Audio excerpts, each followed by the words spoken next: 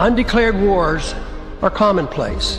Tragically, our government engages in preemptive war, otherwise known as aggression, with no complaints from the American people. Sadly, we have become accustomed to living with the illegitimate use of force by government. To develop a truly free society, the issue of initiating force must be understood and rejected. What if sometimes, to love your country, you had to alter or abolish the government? What if Jefferson was right? What if that government is best which governs least? What if it is dangerous to be right when the government is wrong? What if it is better to perish fighting for freedom than to live as a slave? What if freedom's greatest hour of danger is now?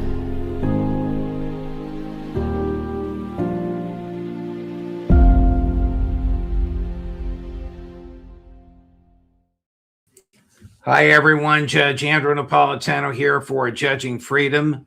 Today is Thursday, February 12th, 2026. Professor John Mearsheimer will be with us in just a moment. What did Prime Minister Netanyahu and President Trump talk about it, and what talk about yesterday, and what is likely to come from that conversation? But first this. Don't you just cringe when people say, "I told you so"? Sorry, I told you gold and silver would reap the benefits due to excessive money printing, inflation, and global uncertainty. It's here. It's happened. Gold and silver have reached all-time highs. Did you call Lear Capital and buy some? It's not too late. Experts are predicting higher prices ahead. Why? Nothing has changed. Geopolitical chaos, cost of living crises, and a weaker dollar are driving central banks to boost their gold reserves. Forecasts suggest gold could hit $6,000 an ounce and silver $200 an ounce. Even Morgan Stanley ditched the 60-40 rule for 60-20-20, putting 20% into precious metals. They're getting educated, and you should too. Call the best in the business and the people I trust. Lear Capital. Get their reports, get the facts, get some gold and silver. Tell them the judge sent you and get up to $20,000 in bonus gold or silver. Call 800-511-4620 or go to LearJudgeNap.com. Professor Mearsheimer, welcome here, my dear friend. Thank you, as always, for accommodating my schedule. What was the principal goal, in your view, of Prime Minister Netanyahu's very quick trip to Washington yesterday? Was it to talk Donald Trump out of a negotiated settlement with Iran? I think that was the principal goal. He and many other Israelis of his persuasion have been arguing that a deal with Iran is a waste of time because the Iranians can't be trusted. They'll break the deal. But the fallback position was to make sure that a deal that was on the table involved not just the nuclear enrichment issue, but also involved the ballistic missile issue and involved Iranian support for Hezbollah and Hamas as well. So there are three big demands that the Israelis really care about if you're going to have negotiations. And the problem that they see is that on two of those three demands, the Trump administration has been willing to take them off the table. That's the ballistic missile threat to Israel and also Iranian support for Hamas and Hezbollah. And all you're left with is the nuclear enrichment issue. And there it even looks like Trump might be willing to cave in ways that are unacceptable to the Israelis, because the Israelis insist that all nuclear enrichment facilities be eliminated. And the Iranians say we want some. And it looks like Trump is inclined to go along with the Iranians. So the Israelis really had their work cut out for them. Have the Israeli demands actually increased over time so as to make agreement between the U.S. and Iran, the JCPOA having been ripped up, in my view, foolishly, more unlikely, or less likely, I should say? I think the intensity of the Israeli commitment to those other demands, the missiles issue and support for Hamas and Hezbollah has increased with time. As you remember, going back to last year when you had the 12-day war, I think the Israelis were surprised at how effective the Iranian ballistic missile attacks were on Israel. And they understood that they were facing a serious problem that they did not fully understand. And as we have talked about, on January 14th of this year, when President Trump looked like he was ready to attack Iran, it was Benjamin Netanyahu who called him up and asked him not to attack, in large part because Israel felt at that point it could not defend itself against the ballistic missiles. So the ballistic missile issue has become, as the Israelis put it, an existential threat to them. And then with regard to Hamas and Hezbollah, despite all the talk in the West about how Israel delivered a decisive blow against Hamas and Hezbollah, both of those actors are alive. They're reconstituting themselves. And the Israelis are not back to square one, but being close to being back to square one with regard to Hamas and Hezbollah. So these issues are front and center for the Israelis now, as well as the nuclear enrichment issue. Well, let's talk about ballistic missiles. Trump never mentioned that in any of his rantings and ravings about the Iranians until recently. So is this one of the Netanyahu government originated add-ons to the original demands the Americans made? I haven't read the JCPOL. I don't think it touches the area of ballistic missiles, does it? No, the JCPOA simply deals with nuclear enrichment, and it does not require the Iranians to get rid of all of their nuclear enrichment capability. And this is why the Israelis hate the JCPOA. But the other reason they hate the JCPOA is that it doesn't deal with the ballistic missile issue or with the Hamas and Hezbollah issue. And what's happened, as I said before, is that with the passage of time, those two issues have become increasingly important to the Israelis. What government would ever give up its ability to have in storage the weapons with which to attack an enemy that has publicly vowed to destroy it? That would be like Iran surrendering its sovereignty. Well, yes, and that's why the Iranians are unwilling to even negotiate on the ballistic missile issue, and even willing to negotiate on the Hamas-Hezbollah issue. And this is what is causing the Israelis so much heartburn. This is deeply distressing to them. And then when you turn to the nuclear enrichment issue, it does look like President Trump is headed towards an improved version of the JCPOA, whatever that means, which again enrages the Israelis because they want to get rid of the nuclear enrichment capability altogether. And I think what happened yesterday when Prime Minister Netanyahu went to the White House is that he realized, after talking to President Trump, that not only was Trump going to continue with the negotiations, but he was not going to deal with the ballistic missile issue or the Hamas-Hezbollah issue, and he was willing to accept some nuclear enrichment capability. And of course, this is a disaster for Netanyahu.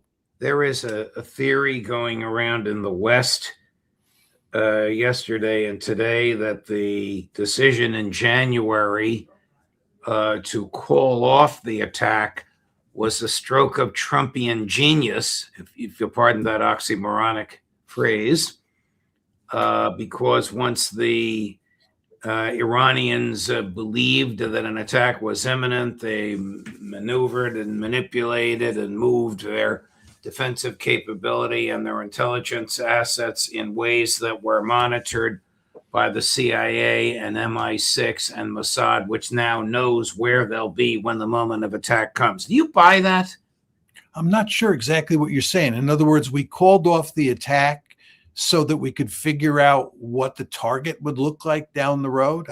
This theory, which I reject, but friends have pushed it on me, is that when the attack became apparent, and it was never real, but when it became apparent, the Iranians reacted to it. and their reaction tells us what they'll do when the real attack comes, so we know what they're going to do. That's at least the theory. Does this make sense to you? Not really. I think that the Iranians are smart enough to figure out that they'll do something different next time because the Americans and the Israelis saw what they did last time. Right, right. And Israel must know it cannot attack Iran on its own. It cannot do to Iran what it's done to Lebanon or Syria. That's correct. Nor can the United States. The key point you want to keep in mind here is that we have no war-winning strategy. And I believe that this is what Trump has figured out. You can never be absolutely certain with Trump, as you know as well as I do. But I think Trump has figured out that he cannot use military force and win a quick and decisive victory. And it's not even clear he can win a victory in a protracted war, a forever war. But the last thing he needs at this point in time, given his situation with regard to the polls, is a forever war. So I think that Trump is very slowly but steadily pulling away from using military. Is it fair to say that, in your view, there is no rational, feasible military solution to what Netanyahu wants Trump to do in Iran? There is no military solution. There's only a political solution. The only solution to this is to come up with a revised version of the JCPOA and then do everything you can to foster some sort of rapprochement between the United States and hopefully even Israel and the Iranians. The idea that you can solve this problem militarily is delusional. There's just no way you can do it. And as I like to say, all these people who are proposing that Israel and the United States, or one of the two, attack Iran and never provide any strategy or any plan or any explanation for how this is going to work. Please tell me what the target sets are and how that allows us to achieve a particular goal. We just never hear anything. People just say, you know, if we use military force now, we have a window of opportunity. It'll produce all these great results. But they never tell you how that happens. And the fact is that there's no way it happens. Here's President Trump's Truth Social last night. Some of this I think is nonsense, but it at least conveys what he wants the American people to understand. I'm going to read it. I have just finished meeting with Prime Minister Netanyahu of Israel and various of his representatives. It was a very good meeting, the tremendous relationship between our two countries. There was nothing definitive reached other than I insisted that negotiations with Iran continue to see whether or not a deal can be consummated. If it can, I let the Prime Minister know that will be a preference. If it cannot, we will just have to see what the outcome will be. Last time, Iran decided that they were better off not making a deal, and they were hit with midnight hammer. That did not work out well for them. Hopefully this time they will be more reasonable and responsible. Additionally, we discussed the tremendous progress being made in Gaza and in the region. There is truly peace in the Middle East. Thank you for your attention to this matter. Keep it up for a minute, Chris. There is no peace in the Middle East. Iran did not decide to do anything last time. The U.S. decided to bomb while the Iranian negotiators were on the way to the place of negotiation. Do I have that right? Absolutely. There's no question about it. But I think this is a very revealing Truth Social post by President Trump. First of all, he says it's just a very good meeting. As you know, he uses hyperbolic language to describe almost everything. And when you're talking about the United States and Israel meeting, to say that this was a very good meeting tells you it was not a good meeting. Then he says nothing definitive. Those are his words. Nothing definitive came out of the meeting. And then he says that President Trump, insisted that negotiations continue, which tells you that Benjamin Netanyahu was opposed to continuing those negotiations. And then he said, if the negotiations fail, we'll see what happens. He didn't say if the negotiations fail, we'll use military force. You're right. You're right. Your analysis is very astute. Yeah, I think these are very revealing comments by him. I think this language matters, especially when you consider how hyperbolic he usually is. Yeah. Well, here is Prime Minister Netanyahu on the tarmac before he gets on his plane to go back to Israel. Now, this is a very interesting statement. It's made in the United States at Dulles International Airport in Hebrew, not in English. I don't know why. Max Blumenthal tells us Netanyahu is often more candid in Hebrew than he is in English. We're going to hear it with an AI translation. Chris, number 16. I have just finished a short but important visit to Washington, a conversation with our great friend, President Trump. There is a very close, very genuine, and very open relationship between us. Of course, the talks focused on several topics. In fact, on the negotiations with Iran, the president believes that the Iranians have already learned who they are dealing with. He thinks that the conditions he is creating, combined with the fact that they surely understand they made a mistake last time by not making an agreement, might lead to the conditions for achieving a good agreement. He wanted to hear my opinion. I won't hide from you that I express general skepticism about the possibility of reaching any good agreement with Iran. But I said that if an agreement is indeed reached, then it has to include elements that are very important from our perspective, from Israel's perspective, and in my opinion, not just Israel's. That is to say, it's not just the nuclear issue, it's also the ballistic missiles and also the Iranian proxies. That was the essence of the conversation, I would say, although, of course, it also touched on Gaza and the region, the entire region, and also on other general matters.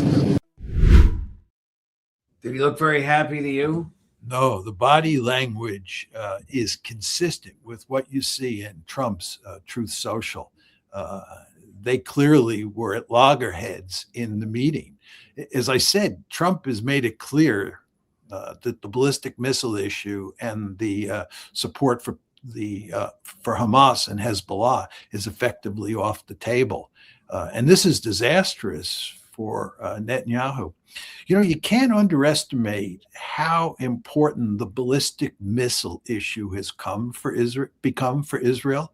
Before the war last year, the 12-day war, nobody thought that the ballistic missile threat was that great because Israel had these supposedly superb defensive systems that would allow them, with help from the United States, to deal with the problem. And at first, it looked like that was the case. The Israelis did very well in the beginning of the 12-day war, knocking down those incoming ballistic missiles and cruise missiles and drones. But as the war wore on, the Iranians began to make giant strides forward and really pound Israel with ballistic missiles. And as we've talked about before on the show, it was the Israelis who wanted to end the 12-day war because they were running out of defensive missiles, and the Iranians were learning how to break through their defenses and pound Israel. And this problem is only going to get worse over time. It's not going to get any better for the Israelis, because if the Iranians have a triple-digit IQ, and they do have a triple-digit IQ, they'll build a lot more and a lot better ballistic missiles so that they can deter Israel down the road. Let's bore into this a little deeper. Netanyahu was originally planning to come next week so that he could address his friends at AIPAC. I'm not sure where they were meeting. They usually meet in D.C. He moved it up a week, and the Israeli press, several, not just Haaretz, but several, used the word urgent. What was in Netanyahu's mind urgent? The fear that the U.S. and Iran would come to a deal without him, without meeting his demands? Absolutely. That's exactly what's going on here. He fully understands the direction that Trump is moving in, and he's panicking, and he got on an airplane and he flew here. And if you look at the footage we just saw of his press conference on the tarmac before he left to go back to Israel, you can tell from the body language that it didn't work out very well. And you just have a very good sense of how much trouble he is in with regard to these negotiations with Iran. The Iranians hold the upper hand here. It's not the Americans and the Israelis. And you want to remember, we've been talking here in the show about the Iranians possibly attacking the Israeli homeland if a war were to break out. But you also want to remember that the Iranians have the capability to shut down the Persian Gulf or shut down the flow of oil out of the Persian Gulf through the Straits of Hormuz. And 25% of the world's oil and gas comes through the Persian Gulf, 25%. So if the Iranians were to shut that down, it would have a huge negative consequence for the international economy. You know the way oil is traded. The oil traders are always betting on the future price of it. Just the closing of the Straits of Hormuz, even though the United States has plenty of oil in the pipeline and gasoline ready for people to put in their cars, just the closing of the Strait of Hormuz would cause the price of gas in the United States and Western Europe to skyrocket. Yeah, and that would have all sorts of other. Yeah, exactly. Correct. Here is, now we just saw Netanyahu looking unhappy. Here's somebody looking very confident. Rick Sanchez, who's my former Fox colleague now at Russia Today, interviewing the foreign minister of Iran.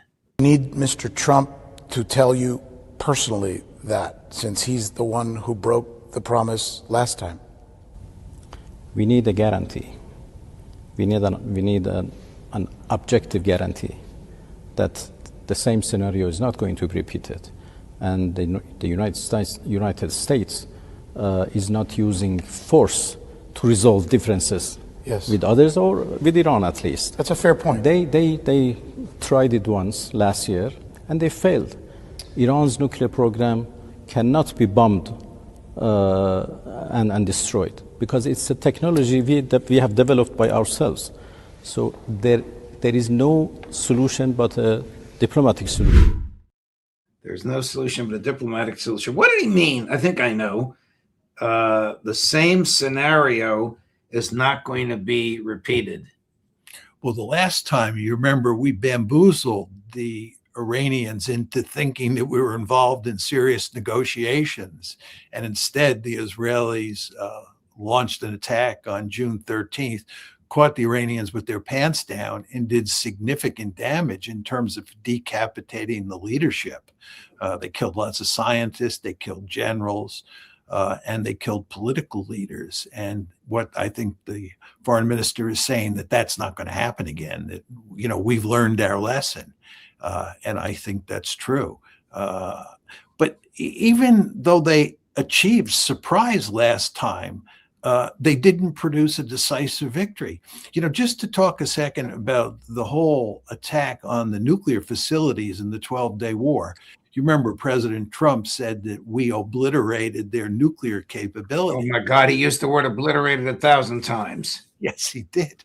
But, you know, there's a big story in the Jerusalem Post this morning, which talks about this nuclear enrichment site that the Iranians are now building in a mountain called Pitchfork. It's Pitchfork Mountain. And Pitchfork Mountain is approximately 1,600 meters above the ground. That's how high up it goes, 1,600 meters. Well, Fordow, you remember Fordow, which we attacked, which was the most difficult target imaginable at the time. Fordow is 960 meters high. And again, Pitchfork is 1,608 meters high. That's a 67.5% difference, okay? So what that means is that the Iranians are now just building a new site, a replacement for Fordow, that is going to be almost impossible for us to attack. This is the problem that you face. You're not going to shut down this nuclear enrichment capability. You may blow up one site, they'll build a new site.